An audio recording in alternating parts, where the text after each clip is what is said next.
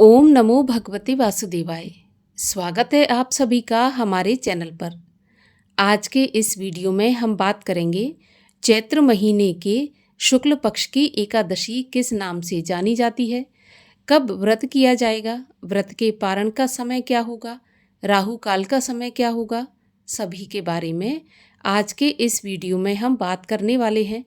तो वीडियो को अंत तक अवश्य देखिए और अगर जानकारी आपके लिए उपयोगी हो तो औरों को भी शेयर करिए। साथ ही साथ अगर अभी तक चैनल को सब्सक्राइब नहीं किया है तो चैनल को सब्सक्राइब करके बेल आइकन पर क्लिक भी अवश्य कर लीजिए। तो चलिए शुरू करते हैं आज का वीडियो। एकादशी तिथि। साल में कुल 24 एकादशी होती हैं और अधिक मास को मिलाकर ये 26 एकादशी होती हैं। प्रत्येक एकादशी का अपना महत्व होता है, प्रत्येक एकादशी की अपनी महिमा होती है और हर एकादशी भगवान श्री हरि विष्णु को समर्पित होती है। एकादशी का व्रत करने से मनुष्य के सभी पाप नष्ट हो जाते हैं। जाने अनजाने जो भी पाप मनुष्य से होते हैं वो एकादशी का व्रत करने से नष्ट होते हैं और भगवान विष्णु की कृपा प्राप्त होती है। शास्त्रों में बताया गया है कि 5 वर्ष की आयु से लेकर और जब तक सामर्थ्य हो तब तक मनुष्य को एकादशी के व्रत को धारण करना चाहिए। एकादशी के दिन अन्न का सेवन नहीं किया जाता। पूरे रूप से फलाहार से ही एकादशी का व्रत रखा जाता है। ऐसा माना जाता है कि एकादशी के दिन अन्न में पाप का निवास होता है और जब हम अन्न ग्रहण करते हैं तो पाप स्वतः ही हमारे अंदर प्रवेश हो जाते हैं और हमें फिर उस पाप का फल भोगना पड़ता है। तो इसीलिए अगर मान के चलिए विधि विधान से आप एकादशी के दिन पूजा पाठ नहीं कर पाते, फिर भी आप ये कोशिश करिए कि एकादशी के दिन आप अन्न ग्रहण ना करें, फलाहार से ही एकादशी के दिन को बिताएं। तो इससे भी आप उन पापों से बच सकते हैं। एकादशी 3 दिन नियम पालन करने का व्रत है। 3 दिन नियम पालन करके ही इस व्रत को पूर्ण माना जाता है और दशमी तिथि से एकादशी व्रत के नियम प्रारंभ हो जाते हैं। दशमी के दिन सूर्यास्त के बाद से ही अन्न का और नमक का सेवन नहीं किया जाता। पृथ्वी पर शयन करें दशमी की रात्रि को और पूर्ण रूप से ब्रह्मचर्य का पालन करें।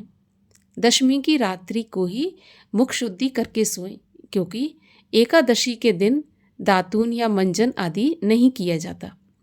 एकादशी को प्रातःकाल ब्रह्म मुहूर्त में उठें, स्नान आदि से निवृत्त होने के बाद सूर्य भगवान को जल अर्पित करें और हाथ में जल और पुष्प लेकर एकादशी के व्रत का संकल्प लें। संकल्प लेने के बाद भगवान श्री हरि विष्णु की विधि विधान से अपनी सामर्थ्य के अनुसार पूजा करें।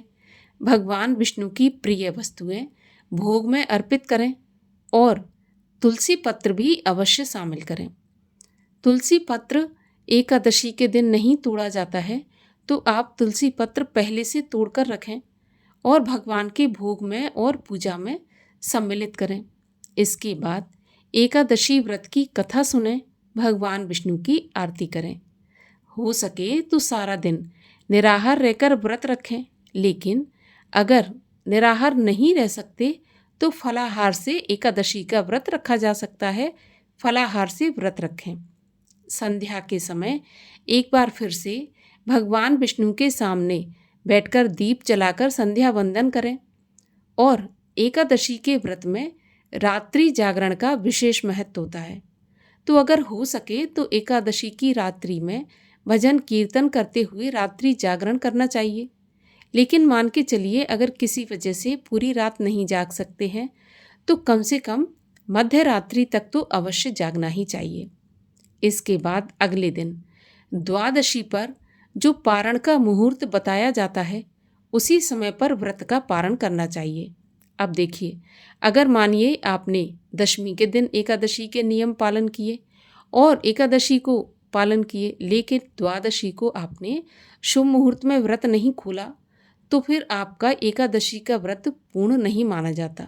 तो इसलिए पारण के समय का विशेष ध्यान रखें, पारण सही समय पर करें और पारण करने से पहले किसी ब्राह्मण को भोजन कराकर संतुष्ट करें, दक्षिणा देकर संतुष्ट करें। अब मान के चलिए कि आपको सुबह सुबह व्रत का पारण करना है और ब्राह्मण उस समय उपलब्ध नहीं है, तो फिर आपको एक ब्राह्मण के भोजन की कच्ची सामग्री अलग से निकाल कर रख के आप दान करवा दें, तभी अपने व्रत का पारण करें। दान के साथ साथ दक्षिणा भी अवश्य देना चाहिए, क्योंकि बिना दक्षिणा के कोई भी दान पूर्ण नहीं माना जाता है। तो दक्षिणा देकर ब्राह्मण को संतुष्ट करें। इसके बाद व्रत का पारण करें। व्रत के पारण के लिए सबसे उत्तम है तुलसी पत्र। तुलसी पत्र आप मुख में रखें और पानी के साथ निगल जाएं। ये सबसे उत्तम है व्रत पारण करने का। इसके अलावा भी आप दूध से, आप मेवों से, फल से या फिर शुद्ध एवं सात्विक भोजन से भी व्रत का पारण कर सकते हैं। ध्यान रहे, ना तो आपको दशमी के दिन तामसिक भोजन करना है और ना द्वादशी के दिन तामसिक भोजन करना है। पूर्ण रूप से शुद्ध एवं सात्विक भोजन से ही व्रत का पारण करें। इस प्रकार से आप एकादशी के व्रत को पूर्ण करें। चैत्र महीने के शुक्ल पक्ष की एकादशी को हम कामदा के नाम से जानते हैं। सभी कामनाओं को पूर्ण करने वाली, पापों का नाश करने वाली ये एकादशी सबसे उत्तम एकादशी है। भगवान विष्णु की कृपा प्राप्त करने के लिए एकादशी का व्रत सबसे उत्तम व्रत है। अब आइए आपको ये बताते हैं कि चैत्र महीने के शुक्ल पक्ष की एकादशी का व्रत कब रखा जाएगा। तो देखिए, एकादशी तिथि का प्रारंभ होगा 28 मार्च शनिवार की सुबह 8:45 पर और एकादशी तिथि का समापन होगा 29 मार्च रविवार की सुबह 7:46 पर।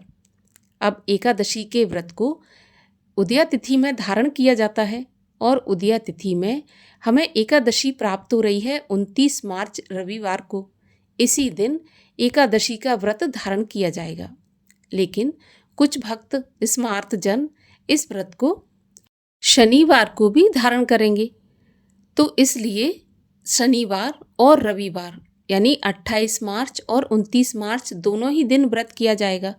लेकिन अगर शास्त्रों की माने तो शास्त्रों में स्पष्ट रूप से कहा गया है कि दशमी युक्त एकादशी का व्रत नहीं करना चाहिए। ये अशुद्ध एकादशी होती है और अगर दशमी युक्त एकादशी का व्रत करते हैं तो इससे हमारे पुण्य भी क्षीण हो जाते हैं। तो इसलिए दशमी युक्त एकादशी का व्रत नहीं करना चाहिए। शुद्ध रूप से एकादशी हमें 29 मार्च रविवार को ही प्राप्त हो रही है। इसी दिन एकादशी का व्रत रखा जाएगा। एकादशी व्रत का पारण होगा 30 मार्च सोमवार को सुबह 6:14 से 7:09 के बीच में।